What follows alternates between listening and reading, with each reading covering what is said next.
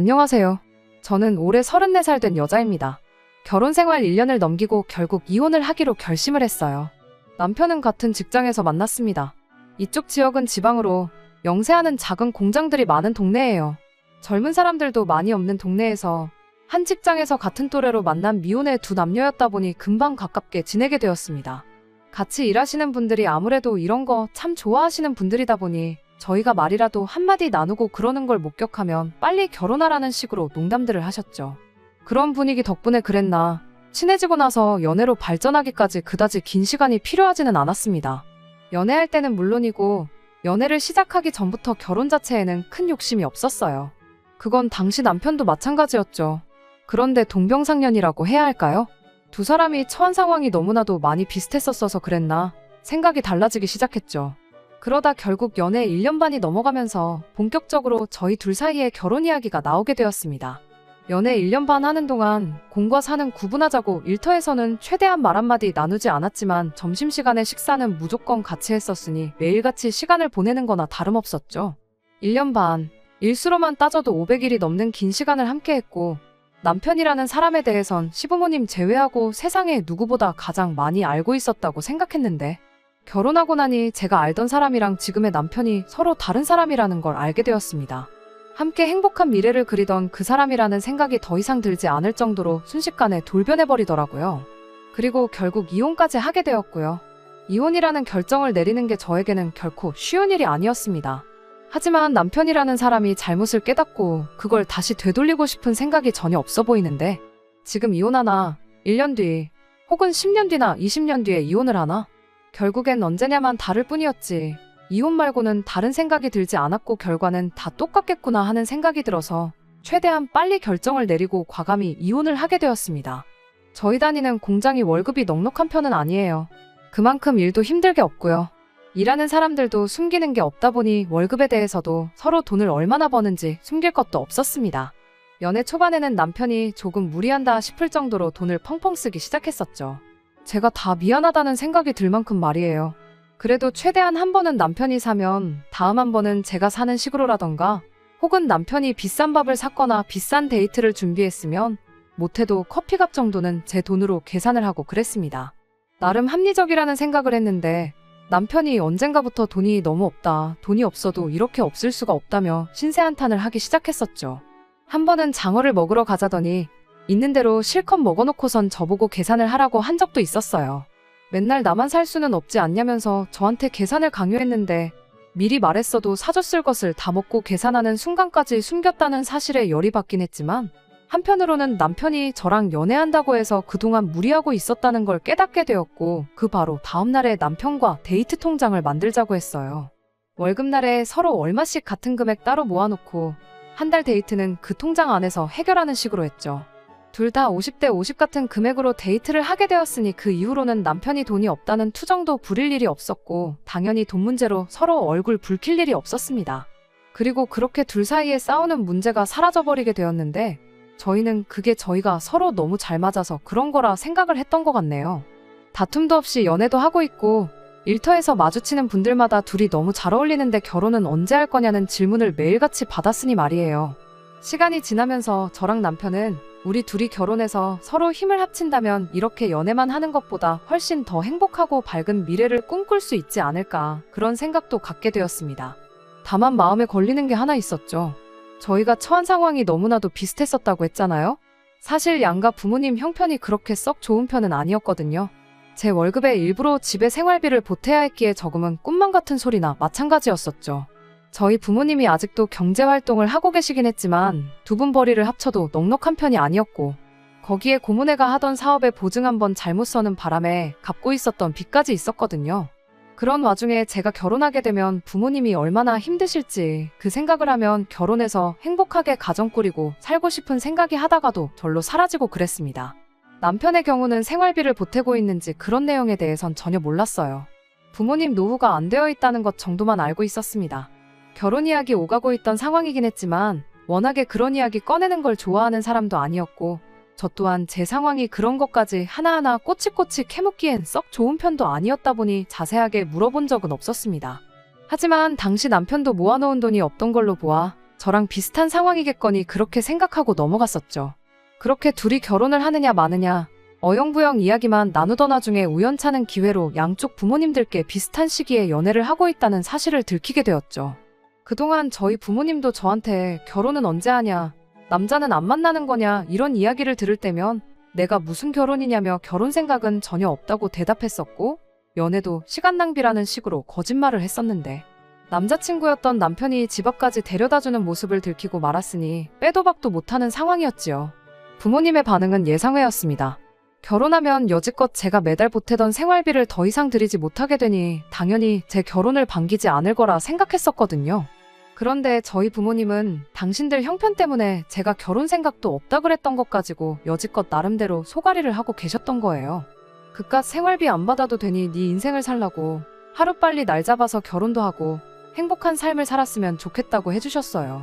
게다가 제가 보태던 생활비 급할 때는 요긴하게 쓰긴 하셨지만 대부분을 안 쓰고 모아두셨다며 저한테 2천만 원이 들어있던 통장을 건네주셨어요.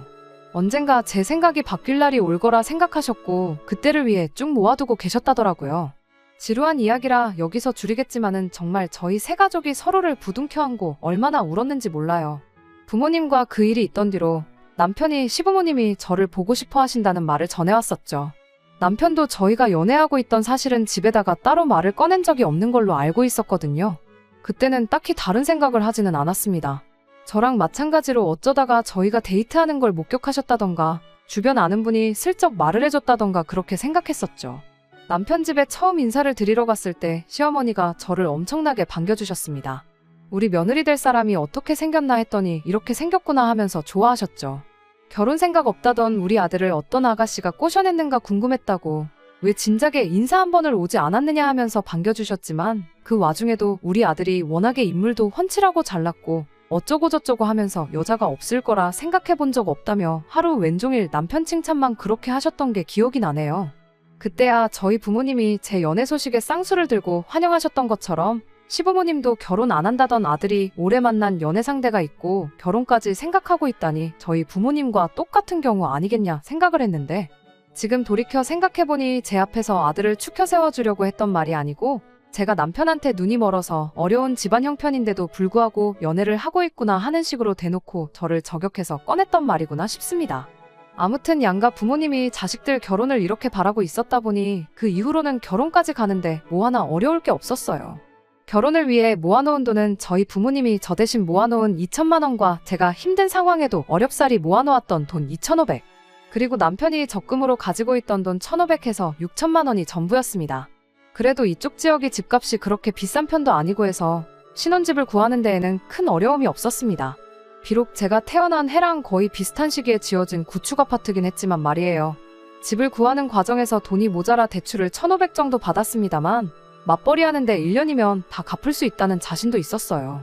대출도 능력이라고들 하지만 저희 집이 빚 갚느라 아직도 고생하는 걸 보면 얼마나 된다고 그 빚을 질질 끌고 있을 생각도 없었고 당장 허리띠 졸라매서라도 1년 내로 갚는 걸 목표로 삼았습니다. 신혼살림 같은 건 당장 필요한 것들을 제외하면 돈 모이는 대로 하나씩 천천히 장만하기로 했고요. 결혼식은 단촐하게 열었습니다. 비용을 아끼고자 하는 목적도 있었고 양가 친척분들 제외하면 하객들이 대부분 직장에서 같이 일하는 사람들이었던지라 많이 겹치기도 했었거든요. 친구들도 다 서울이며 대도시로 떠난 지 오래라 결혼식에 올 수 있는 친구들도 거의 없었기도 하고요. 감동적이었던 건 같이 근무하면서 좋게 지내왔던 언니들, 어머님들이 다 같이 십시일반해서 축의금을 엄청 많이 해주셨어요. 저랑 남편 두 사람한테 축의금을 주는 거니 많이 한 게 절대 아니라고 하긴 했지만 저희를 챙겨주는 게 눈에 보일 정도였어요. 거기에 저희가 신혼살림은 하나둘씩 맞춰나갈 거라고 했던 말을 듣고는 집에서 안 쓰는 것들도 잔뜩 가져다 주셨고 직장 동료분의 남편 되시는 분이 도배장판을 하신다고 해서 그것도 정말 인건비만 받고 그냥 해주시기까지 했습니다. 신혼집에 이런저런 살림들이 들어오니 제법 사람 사는 집 같더라고요. 사실 집에 침대랑 냉장고 하나만 두고 어떻게 살아야 했는데 TV며 소파까지 들어와 있으니 느낌부터가 다르더라고요. 아무튼 그렇게 여러 사람의 축복 속에 저희는 결혼식을 올리게 되었습니다. 정말 남부러울 것 없이 행복하게 잘 살고 싶은 생각밖에 없었고 남편과 함께라면 그렇게 될 거라 믿어 의심치 않았습니다. 실제로 결혼하고 반년 정도는 연애할 때랑 마찬가지로 다툼 한 번 없이 잘 지냈어요. 계란 후라이 몇 개에서 참기름에 밥을 비벼 먹어도 연애할 때 먹었던 파스타 같은 음식들보다 훨씬 맛있을 정도로 좋았어요. 그 신혼의 행복을 느끼던 반년만큼 또 시간이 지나니 그때의 행복이 거짓말처럼 느껴질 만큼 힘든 시간의 연속이었습니다. 결혼 후 맞는 천명절이었어요. 그래도 명색이 천명절인데 빈손으로 갈 수 없으니 집에서 명절 음식도 좀 넉넉하게 하고 더불어 시부모님 드릴 용돈도 챙겨서 시댁으로 출발했지요. 어떻게 보면 결혼하고 처음 드리는 용돈이나 마찬가지였어요. 첫 명절이 있기 전에 어버이날이 있긴 했는데 용돈은 됐고 맛있는 거나 먹으러 가자고 하셔서 지역에서 유명한 한우 소갈비집에 다녀왔었거든요. 준비했던 용돈보다 더 큰 돈을 써버리는 바람에 어찌저찌 계산만 하고 용돈은 따로 챙겨드리질 못했었습니다. 아침 일찍 가서 제가 해가지고 간 음식으로 식사를 하고 시간 보내다가 저녁 때쯤 돼서 친정으로 향할 생각이었어요. 친정 가서 저녁 먹고 집으로 돌아올 계획이었고 출발하면서 그때 얼마 안 되지만 용돈을 준비했다고 시부모님께 전달해드렸거든요. 그리고 나서 출발하기 위해 짐 챙기고 현관 앞에서 신발을 신고 있는데 시어머니가 잔뜩 짜증이 난 표정으로 저를 불러 세우시더군요. 가기 전에 할 이야기가 있다며 다시 안으로 들어와 보라고 하시더니 용돈 액수가 이게 뭐냐면서 잔소리를 시작했습니다. 어디 집 누구네 며느리는 명절 때 용돈을 얼마나 준다더라. 해외여행을 보내줬다더라. 무슨 날이면 날마다 기본으로 100만 원씩은 준다더라 하면서 대놓고 제가 준비한 용돈이 액수가 너무 적은 거 아니냐 따지더라고요. 아버님 20, 어머님 20 해서 40만 원. 솔직히 저도 애매하고 적은 액수라는 거 인정해요. 하지만 그렇다고 해서 제가 친정부모님 용돈이라고 돈을 더 챙겼던 것도 아니고 저희 형편이 형편이었던 만큼 나름 저희가 드릴 수 있던 최대한의 금액을 드렸던 거였거든요. 갚고 있는 대출도 있고 살림살이 다 장만하긴 했지만 솔직히 쓰던 거 받아온 게 대부분이라 바꿔야 할 것들도 많았기도 했고요. 당장 자동차도 없어서 장이라도 보러 갈라 치면 가장 가까운 마트가 걸어서 30분 거리에 있어서 그런 것들도 고역이던 상황이었거든요. 어버이날 때 친정부모님께도 시부모님께 드리려던 금액과 똑같이 10만 원 준비했었는데 저희 부모님은 그 돈도 저희 맛있는 거 사 먹으라고 돌려주셨었어요. 비교하고 싶지는 않았지만 시어머니가 먼저 다른 집 며느리 이야기를 꺼냈으니 그런 생각이 안 날래야 안 날 수가 없었죠. 그런데 남편은 거기서 한술 더 떠서 친정부모님 드리기로 했던 용돈을 시부모님께 드리라고 하더라고요.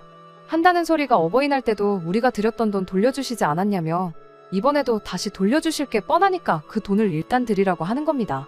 잔소리가 듣기 싫어서라도 드리려면 드렸겠지만 절대 그러고 싶지는 않아서 저도 막 나갔어요. 받기 싫으시면 그 돈도 돌려달라고 제가 그냥 도로 가져가겠다고 했죠. 시어머니는 그런 저를 보고 미쳤냐고 제정신이냐며 역정을 내기 시작했고 결국 저도 똑같이 치사하게 나갈 수밖에 없었습니다. 민족의 명절이라는 추석 때 시부모님하고 대판 싸우고 돌아왔어요. 제가 꺼낸 말 때문에 남편하고도 대판 싸워서 친정에는 가지도 못했습니다. 제가 시어머니한테 먼저 결혼 비용을 가지고도 이야기를 했거든요. 제가 결혼 비용을 남편보다 2배도 아니고 자그만치 3배나 더 해온 건 알고 계시냐고요. 남자가 집 사오고 여자가 혼수 채우는 게 아무리 옛말이라지만 반반 결혼도 못했는데 저희가 어떻게든 부모님 부담 안 드리고 잘 살아보겠다 발버둥 치는데 그게 그렇게 서운하셨냐고 저도 똑같이 서운하다고 한마디 했거든요. 그 덕에 집안 분위기가 아주 초토화가 됐고 남편도 너 우리 부모님을 그렇게 생각하고 있었느냐며 저한테 서운한 기색을 숨기지 않았습니다. 그렇게 남편하고도 한동안 냉전 상태로 말도 안 하고 지냈죠. 그렇게 싸웠는데도 풀리긴 풀리더라고요. 서로 내가 잘못했네, 내가 너무했네 하면서 사과를 한 건 아니에요. 여전히 시부모님은 저한테 열이 받을 대로 받아서 연락도 안 하던 상황이 돼버리고 말았지만 그렇다고 저희끼리도 말 안 하고 지낼 수는 없었으니 어물쩡 화해를 하게 되었습니다. 차라리 남편과 풀었을 때 확실히 짚고 넘어갔어야 했을까요? 결국 이게 빌미가 되어 이혼까지 하게 된 게 아닌가 하는 생각이 들기도 합니다. 시댁과 연을 끊다시피 했지만 그건 단지 시어머니와 저 둘 사이의 문제였지. 남편과 시어머니는 계속해서 연락을 하고 있던 상황이었지요. 제가 시어머니와 그렇게 되었다고 남편도 덩달아 연을 끊고 살게 할 생각은 추호도 없었어요. 그냥 언젠가 시어머니가 제가 그 아끼는 아들과의 행복한 미래를 위해 어쩔 수 없이 그랬었구나 하고 알아주기를 바랄 뿐이었죠. 그리고 제가 결혼할 당시에 신혼집 구한다고 대출받으며 맹세한 대로 결혼 1년 만에 얼마 안 되는 돈이긴 했지만 그때 받은 대출금을 다 갚아버리게 되었어요. 요즘 제 또래 사람들한테는 거저준다고 해도 싫다고 할 정도로 지어진 지 오래된 14평짜리 좁디 좁은 아파트였지만 빚 하나 없이 오롯이 내 집이 생겼다는 게 주는 의미는 상당히 컸고 그만큼 행복했습니다. 남편한테도 이제 이 집에 살면서 열심히 돈 모아서 먼저 자동차부터 사고 그 이후에는 남들한테 자랑할 만큼 괜찮은 아파트 구해서 이사 나가자 앞으로의 계획도 이야기했어요. 정말 그 이야기를 꺼낼 때만 해도 남편과 평생 행복할 미래만을 꿈꾸며 살고 있었는데 그 이야기 꺼낸 지 얼마 안 있어서 남편이 말도 안 되는 요구를 해왔습니다. 이제 대출도 다 갚았는데 언제까지 아끼고 살 거냐며 앞으로 매달 시부모님께 100만 원씩 용돈을 드려야겠다는 소리를 하더라고요. 세상에 지금 그게 뭔 소리냐고 말도 안 되는 소리 하지 말라고 했더니 한 달에 500이나 버는데 100만 원 정도 없는 셈 쳐도 사는데 아무 지장 없지 않냐고 하는 겁니다. 대출 갚을 때 매달 그 정도씩 나갔거든요. 남편이 한다는 소리가 원래도 그 돈 없이 산 거나 마찬가지 아니었냐고 하는데 제가 다 어이가 없더라고요. 500이나 버는 게 아니고 우리 맞벌이에서 고작 500을 벌고 있는 거 모르냐고 한마디 해줬어요. 그리고 그 돈이 당신 혼자 버는 것도 아닌데 왜 그걸 시댁에다만 주자는 소리를 하느냐 따졌죠. 제 말에 남편은 어차피 장인 장모님은 돈 줘도 안 받으시지 않냐며 시어머니랑 용돈 가지고 싸울 때 했던 말을 그대로 똑같이 하는 겁니다. 또 한다는 소리가 너 평생 우리 부모님 안 보고 살 생각이냐며? 그 돈 들이면 어머니도 어디 가서 며느리가 매달 돈 100만 원씩 준다고 자랑하고 다닐 수 있을 테고 설날에도 안 찾아갔던 거는 물론이고 여태까지 제가 못했던 거 전부 다 용서해 주실 거다 하더라고요. 그딴 식으로 용서받고 싶지도 않고 솔직히 시어머니랑 안 보고 살면 나는 편하다고 그렇게 돈 얼마 가지고 가까워져야 하는 사이라면 그냥 계속 이렇게 살겠다 한마디 했습니다. 남편은 그런 저를 두고 사람이 어떻게 그렇게 인간미가 없냐며 집을 휙 나가버렸어요. 전화도 안 되고 회사에도 안 나오더라고요. 잘리면 어쩌려고 저러나 했더니 회사에는 또 시아버지가 입원을 해서 병간호를 해야 한다고 급하게 휴가를 냈대요. 오히려 직장 동료들이 저를 탓했죠. 아무리 시부모랑 사이가 안 좋아도 시아버지 아픈 것도 모를 수 있느냐 하면서 말이에요. 진실을 말해주고 싶었지만 제 얼굴에 침 뱉기라 생각하고 말을 아꼈습니다. 그렇게 집을 나간 남편이 일주일 만에 집에 돌아왔어요. 혼자서 돌아온 게 아니고 시부모님을 모시고 돌아왔습니다. 무슨 상황인지 너무 난데없어서 거실 낡은 소파에 앉아서 멀뚱멀뚱 세 사람을 쳐다만 보고 있었죠. 시부모님과 남편은 제가 있는 둥 없는 둥 신경도 쓰질 않고 지들 할 일을 하더군요. 남편이 안방문을 벼랑간 열어 제끼더니 그래도 어떻게 자식이 부모님 두고 큰 방을 쓰겠냐 부모님이 쓰시라 이딴 소리를 꺼내고 있고 시부모님은 거기서 또 아니다. 아들 집인데 집주인이 큰 방을 써야지. 우리는 작은 방이면 족하다. 이러고 아주 자기들끼리 주고받으면서 생쇼를 하고 있는 거예요. 어이가 없어서 웃음도 나오질 않았습니다. 남편을 붙잡아서 이게 지금 상의도 없이 뭐 하는 짓이냐고 한마디 따져 물으니 이제 자식된 도리를 해야겠다며 효도 좀 하겠다는데 그게 그렇게 곶감냐면서 오히려 저한테 큰 소리를 치더라고요. 알고 보니 결혼 전에는 시부모님한테 생활비는커녕 용돈 한 푼 줬던 적도 없었던 거죠. 저희 부모님이 일부 돌려주시긴 했지만 어려운 상황에 저도 죽자 살자 모은 돈이 4,500이나 됐는데 시부모님한테 따로 생활비나 용돈을 드렸던 것도 아니면서 뭘 했다고 꼴랑 1,500만 원 들고 와놓고 이제서야 왜 자식된 도리를 한다고 하느냐 따질래다가 그냥 그러라고 했어요. 안방을 시부모님한테 드리든 작은 방을 드리든 용돈을 주던 전 재산을 가져다 바치던 자식 노릇 실컷 하라고요. 얼마 되도 않는 벌이로 시댁에 죄다 퍼주려는 남편도 이해가 가질 않았지만 14평짜리 다 쓰러져가는 아파트에 싸워서 영까지 끈타시피 한 며느리랑 한 집에 살겠다고 찾아온 시부모도 솔직히 제정신으로 보이지는 않았거든요. 저는 이 말도 안 되는 장단에 같이 장구고 부기고 쳐줄 자신이 없다고 아무래도 우리 결혼 생활은 여기까지인 것 같다고 이혼하자고 말을 꺼냈습니다. 내가 가져온 돈 4,500에 대출금은 같이 갚았으니까 500만 원으로 싸게 쳐주겠다 하고 합쳐서 5천만 원 준비해 놓으라 했어요. 그 돈만 돌려받으면 어머님한테 매달 100만 원을 주든 1,000만 원을 주든 나는 상관 안 한다고 했죠. 내 짐 챙겨서 나가는 길에 시어머니한테는 아들이 끝내 부모님 끔찍히 챙기는 효자가 되었다고 기분 참 좋으시겠다고 한마디 빈정거리고 저는 싸놓은 짐 들고 친정으로 향했어요. 친정 부모님은 많이 놀라신 듯 했고 처음에는 어떻게 잘 풀어보란 듯이 말씀하셨지만 무슨 일이 있었는지 전부 다 이야기를 들으니 화해할 것도 없다고 요즘 이혼이 뭐 흠이나 되냐면서 하루빨리 이혼하라고 제 편을 들어주셨네요. 이 상황을 들은 직장 동료분들도 비슷한 반응이었는데 상황을 듣더니 단체로 남편한테 가서 한마디 해주고 왔네요. 우리가 니들 행복하라고 그 돈을 만들어 축의금을 해주고 살림살이들도 나눠줬지 이혼하라고 준 거 아니라고. 자초지종 네 상황 들어볼 것도 없이 남편인 너가 잘못해서 이혼하게 된 거니 축의금은 언제까지 해서 자기들한테 환불하라고 한마디 쏘아붙이더라고요. 남편은 그 사이에서 찍소리도 못하고 깨갱거리고 있다가 얼마 뒤에 저한테 미안하다고 연락이 왔어요. 짐 싸서 찾아왔던 시부모님도 다시 짐 챙겨서 집으로 돌아가셨다. 자기가 잠깐 여태껏 부모님한테 못했던 거 생각했더니 정신이 어떻게 됐었나 보다 하면서 싹싹 비는 거 아니겠어요? 그토록 원하던 삶을 살게 해준 건데 왜 이제 와서 후회한다고 그러냐고. 언제가 되었든 간에 자식의 도리를 해야 할 날이 찾아오지 않겠냐고. 그때 가서 이혼하나, 지금 이혼하나 나는 다를 거 하나 없으니 그냥 지금 이혼하자고 했어요. 그게 아니면 결혼기간 꽉꽉 채워서 지금 돌려받아야 할 돈에 더불어 위자료까지 팍팍 뜯어내겠다고요. 그럴 일이야 없겠지만 여차하다 애라도 생기면 위자료는 물론이고 양육비까지 싹 다 털어갈 테니 사람 구실이라도 하고 살고 싶으면 지금 이혼하자고 했죠. 그렇게 제 짧은 결혼 생활은 막이 내리고 말았습니다. 돈은 어떻게 돌려받으려나 걱정이 되긴 했어요. 그도 그럴 게 저희야 돈이 없었던 특수한 케이스여서 그렇지. 그 집이 워낙에 매매가 안 되는 매물이거든요. 주변에 재개발할 건덕지도 없고 오래돼서 아무도 사고 싶지 않아 하는 그런 아파트요. 어떻게 손해라도 크게 봐서 그 집 팔아가지고 제 돈을 마련해 올 줄 알았는데 시부모님 살고 있는 집 전세금 빼서 제 돈을 해줬네요. 시부모님 소원대로 아들 명의 집에 들어가서 살게 된 거나 마찬가지죠. 물론 거기에는 아들 대신 효도해줄 며느리가 없다는 사실만 제외하면 말이에요. 이혼하면서 가장 두려웠던 게 결국 회사에서 매일같이 남편을 마주해야 한다는 사실이었는데 이것도 곧 해결될 것 같습니다. 남편이 다른 공장을 알아보고 있다는 소식을 들었거든요. 아프지도 않은 아버님 핑계로 장기 휴가를 냈던 것부터 시작해서 저랑 있었던 일까지 아주 회사에서 사람 다시 봤다고 인망이 뚝 떨어져 버리고 말았거든요.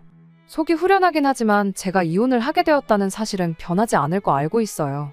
그래도 다시 한번 열심히 행복해지려고 노력해볼 계획입니다. 적어도 말도 안 되는 효도에 눈이 멀어서 모든 걸 잃고 저까지 잃어버린 어리석은 남편보다는 더 행복하기 위해서라도 말이에요. 끝까지 들어주셔서 감사합니다. 오늘의 사연은 여기까지입니다. 구독과 좋아요, 알람 설정 부탁드리고 더 좋은 사연으로 다시 찾아뵙겠습니다. 감사합니다.